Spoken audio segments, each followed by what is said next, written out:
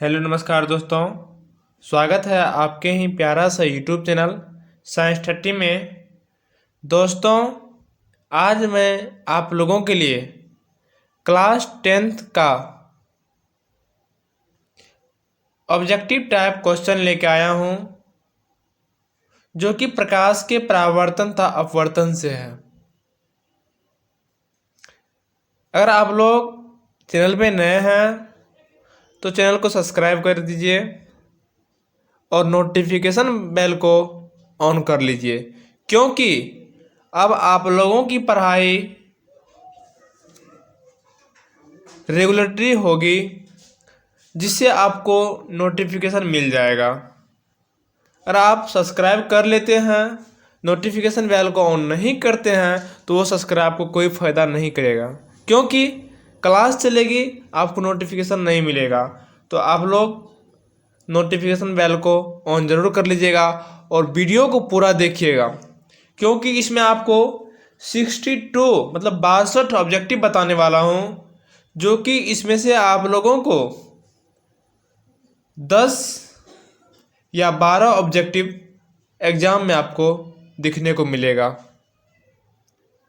और आप लोगों की सभी सब्जेक्ट की पढ़ाई इवनिंग टाइम में होगी। जो 12th के स्टूडेंट हैं उसकी क्लास मॉर्निंग में चलेगी। तो चलिए शुरू करते हैं क्वेश्चन को। आपका पहला क्वेश्चन कर रहा है,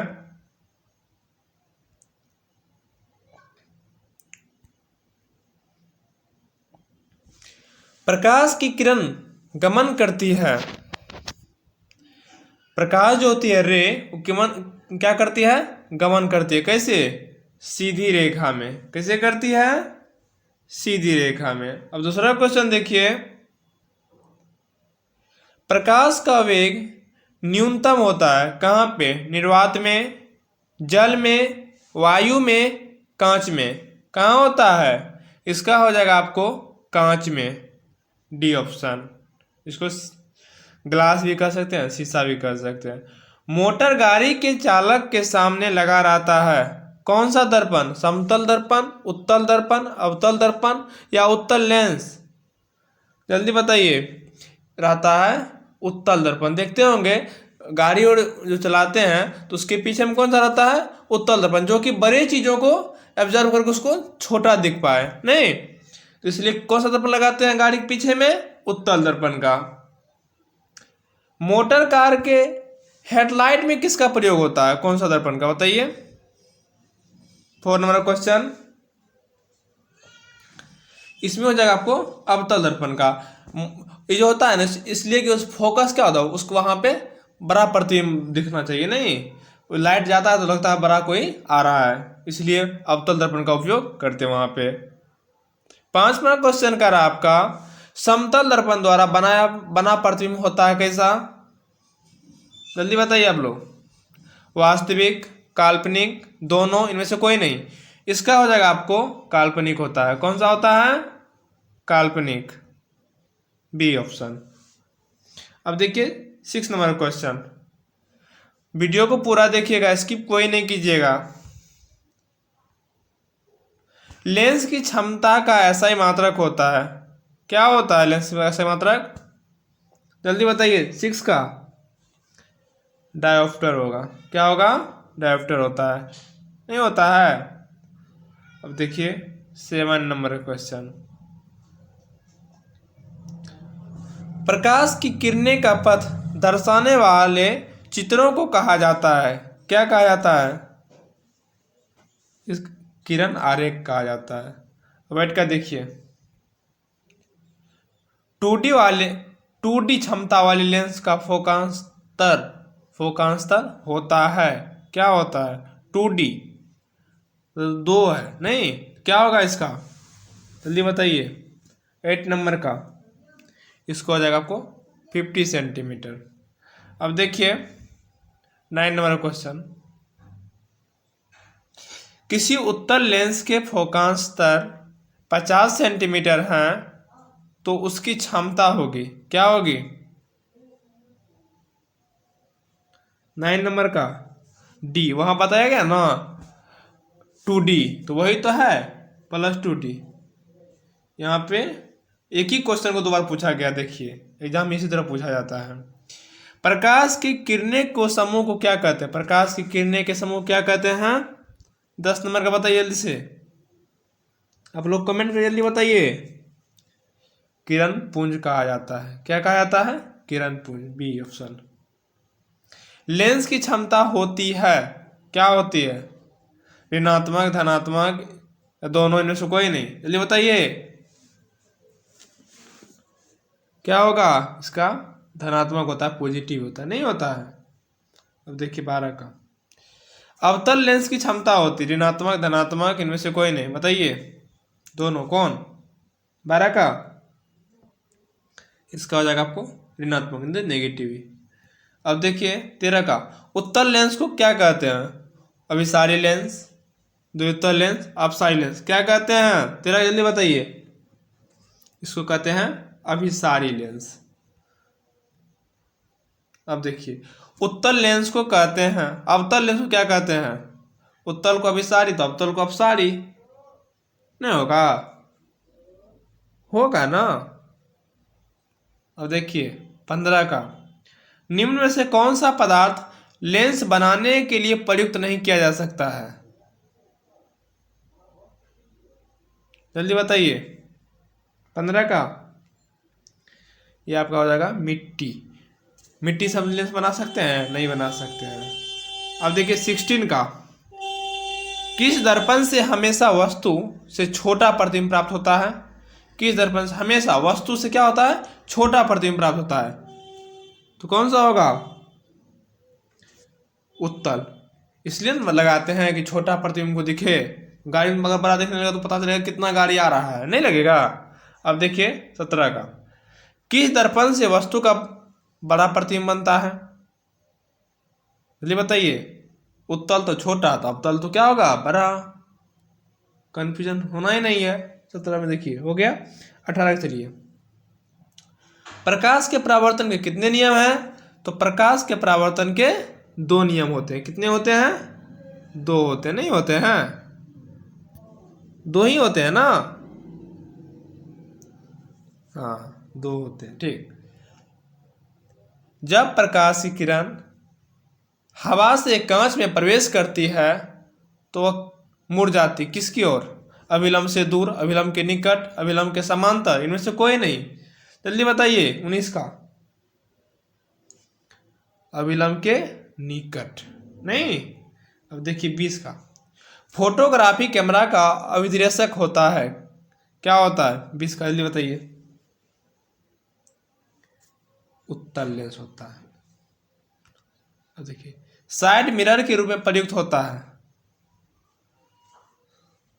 साइड मिरर 21 का बताइए जल्दी से।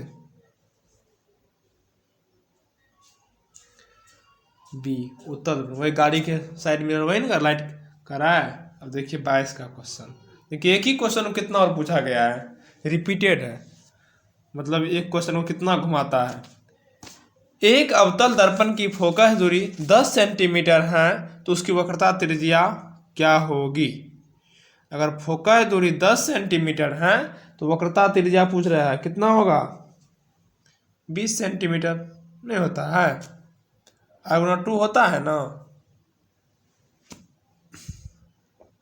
बराबर। अब देखिए निर्गत किरण एवं अभिलंब के बीच के कोण को क्या कहते हैं? आपतन कोण, परावर्तन कोण, निर्गत कोण, इनमें से कोई नहीं, कौन कहते हैं? जल्दी बताइए। 23 का, कौन सा कोण कहते हैं? निर्गत कोण कहते हैं। देखिए अब 24 का, सरल सूक्ष्मदर्शी में किसका उपयोग होता है? 24 जल्दी बताइए। डी उत्तल लेंस का। अब देखिए फास्ट चलिए थोड़ा, किस लेंस के द्वारा सिर्फ काल्पनिक प्रतिबिंब बनता है? उत्तल लेंस, अवतल लेंस, वाइड फोकल, इनमें से कोई नहीं, कौन सा? 25 का, बी अवतल लेंस नहीं। अब देखिए प्रकाश के परावर्तन के नियम से निर्धारित होता है आपतन कोण और परावर्तन कोण। परावर्तन कोण बराबर अपवर्तन कोण, आपतन कोण बराबर विचलन, इनमें से कोई नहीं। आई बराबर आर होता है ना, नहीं होता है, आई बराबर आर, क्या होगा इसका, तो आपतन कोण बराबर परावर्तन कोण, हमको लग रहा है यही ना होगा 26 का, ये यही तो होगा, आपतन कोण बराबर परावर्तन कोण, आई बराबर आर, आई हो गया आपका आपतन कोण, आर हो गया परावर्तन कोण। काल्पनिक प्रतिबिंब होता है, क्या होता है 27 का, डी, सीधा होता है, उल्टा होता है, दोनों होता है, कोई नहीं होता है। देखिए लेंस में मुख्य फोकस की संख्या कितनी होती है, लेंस की मुख्य फोकस पूछ रहा है ना, 28 जल्दी बताइए क्या होगा, 2 होती है। 29 का देखिए सर्च लाइट का परावर्तक सतह होता है, क्या होता है सर्च लाइट का, बी, अवतल होता है। 31 का देखिए दाढ़ी बनाने में कौन सा दर्पण प्रयुक्त होता है, तो अवतल दर्पण होता है, क्योंकि फेस बड़ा दिखना चाहिए इसलिए। कंफ्यूज नहीं होना है एग्जाम में। एक उत्तल लेंस की क्षमता 1 डायोप्टर है, तो उस लेंस की फोकस दूरी है, क्या होगा 31 का, सी 100 सेंटीमीटर, नहीं। अब देखिए कह रहा है एक गोलीय दर्पण तक किसी पतले गोलीय लेंस की फोकस दूरियां 15 सेंटीमीटर हैं, तो दर्पण तक लेंस संभवतः हैं, क्या होगा 32 का, जल्दी बताइए 32 का, इसका हो जाएगा दोनों अवतल होगा, क्या होगा दोनों अवतल ही होगा। प्रकाश के अपवर्तन के कितने नियम होते हैं, परावर्तन के 2 होते हैं, अपवर्तन के कितने होते हैं, जल्दी बताइए, इसका भी कितने होते हैं, इसका भी 2 ही होते हैं, नहीं। अब देखिए किस माध्यम के अपवर्तनांक का मान होता है, किसी माध्यम के अपवर्तनांक का मान क्या होता है, साइन आई बराबर sine I by sine R, sine R sine I गुना sine R, sine I plus sine R, क्या होगा जल्दी बताइए 34 का, 34 का जल्दी बताइए, इसका हो जाएगा आपको sine I by sine R. अब देखिए एक उत्तल लेंस होता है किसी जगह सामान्य मोटाई का, बीच की अपेक्षा किनारों का मोटा, किनारे की अपेक्षा बीच में मोटा, इनमें से कोई नहीं। 35 का जल्दी बताइए, सी हो जाएगा, किनारे की अपेक्षा बीच में मोटा, नहीं। देखते हैं गाड़ी में लगा रहता है, दोनों साइड क्या होता है पतला होता है, बीच में मोटा रहता नहीं रहता है। अब देखिए 36 का अवतल लेंस का आवर्धन m बराबर होता है, क्या होगा 36 का हो जाए आपको डी होगा, v बाय यू। अब देखिए गोलीय दर्पण के फोकांतर एवं वक्रता त्रिज्या के बीच संबंध है, क्या होगा 37 का, इसका हो जाएगा आपको r बराबर 2f। अब देखिए सोलर कुकर में प्रयोग किया जाता है अवतल दर्पण का, उत्तल दर्पण का, समतल दर्पण का, उत्तल तथा अवतल दर्पण का, किसका 38 का, ये हो जाएगा, क्या हो जाएगा अवतल दर्पण का, नहीं। 39 का देखिए उत्तल लेंस में बना प्रतिबिंब होता है बराबर और सीधा, वास्तविक और सीधा, वास्तविक और उल्टा, इनमें से कोई नहीं। 39 का क्या हो जाएगा, ये हो जाएगा आपका वास्तविक और उल्टा। अब देखिए 40 का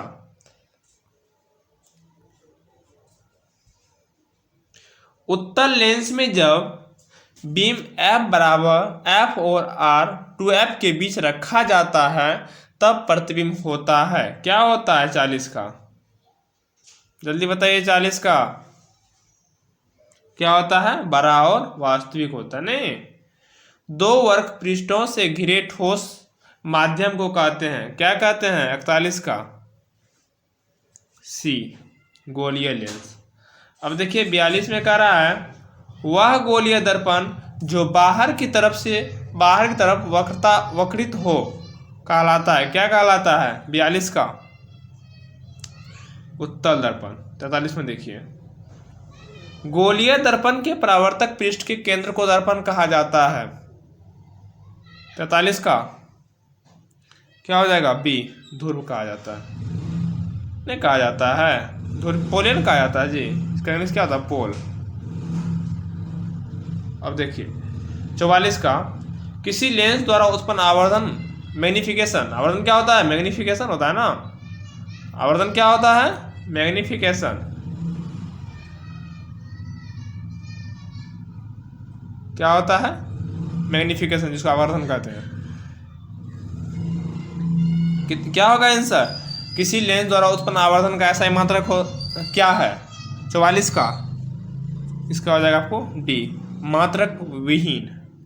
अब देखिए लेंस के केंद्रीय बिंदु को कहते हैं वक्रता केंद्र, द्वारा केंद्र, प्रकाशिक केंद्र, अक्ष केंद्र। क्या कहते हैं?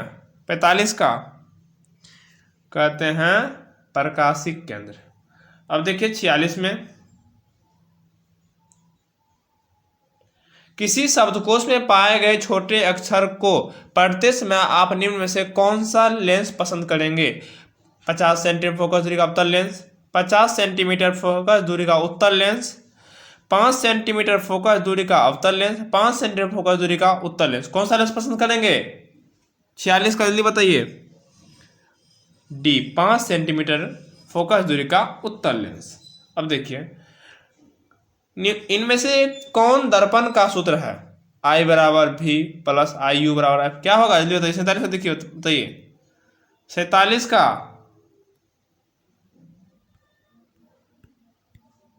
जल्दी बताइए। 47 का क्या होगा?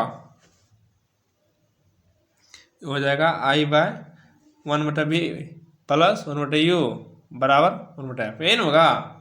अब देखिए गोलीय दर्पण का वक्रता केंद्र को अक्ष से निरूपित किया जाता है। क्या होगा? 48 का ए सी होगा। नहीं, निर्वात में प्रकाश की छाल है। क्या होगा? 49 का ए 3 × 10⁸ मीटर प्रति सेकेंड। इस निर्वात प्रकाश का वेग भी पूछ सकता है।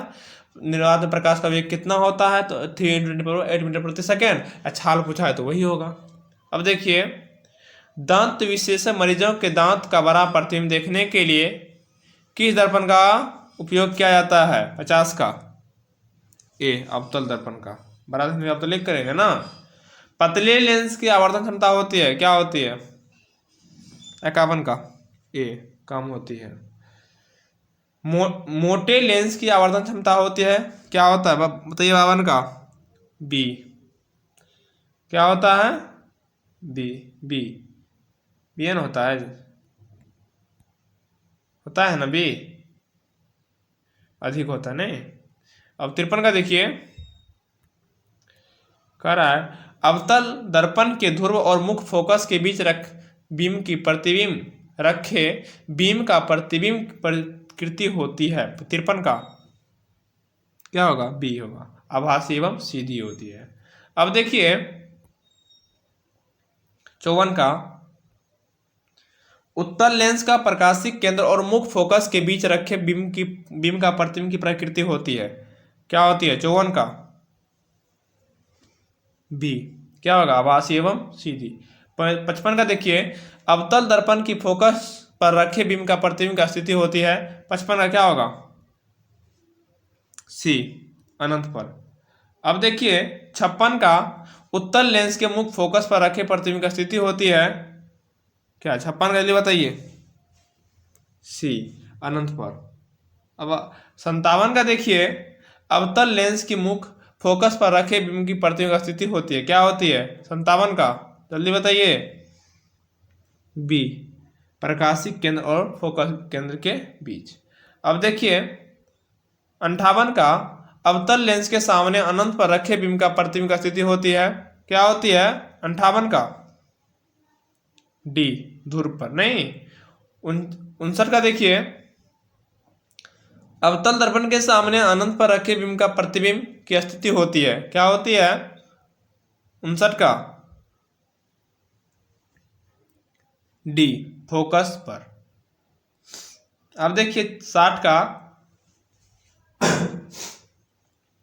लेंस के प्रकाशिक केंद्र से गुजरने वाली प्रकाश किरणें अपवर्तन के पश्चात क्या होती है? 60 का बी, 7 रंगों में विभक्त हो जाती है। 61 का देखिए, मुक्त फोकस से गुजरने वाले प्रकाश किरण उत्तल लेंस के पश्चात क्या होता है? 61 का बी, निर्गत किरण मुख पक्ष के समांतर हो जाती है। 62 का देखिए, मुख अक्ष के समांतर आने वाले कोई प्रकाश किरण अवतल लेंस से अपवर्तन के पश्चात क्या होती है? डी। दोस्तों, अगर आप लोग को वीडियो अच्छे लगे तो लाइक जरूर कीजिएगा और दोस्तों के साथ शेयर कीजिएगा। अगर आप लोग चैनल पर नए हैं तो चैनल को सब्सक्राइब कर लीजिए, बेल आइकन ऑन को ऑन कर लीजिए, नोटिफिकेशन बेल को ऑन कर लीजिए। एक बात और दोस्तों, आप लोगों का PDF ग्रुप में डाल दिया जाएगा। अगर आप लोग PDF भी लेना चाहते हैं तो हमें मैसेज कीजिएगा। मेरा मोबाइल नंबर है 8252460183। इस पर आप लोग मैसेज करके आप लोगों को ग्रुप में जोड़ दिया जाएगा और आप PDF ले सकते हैं। तो मिलते हैं आप दोस्तों नेक्स्ट वीडियो में, तब तक के लिए बाय।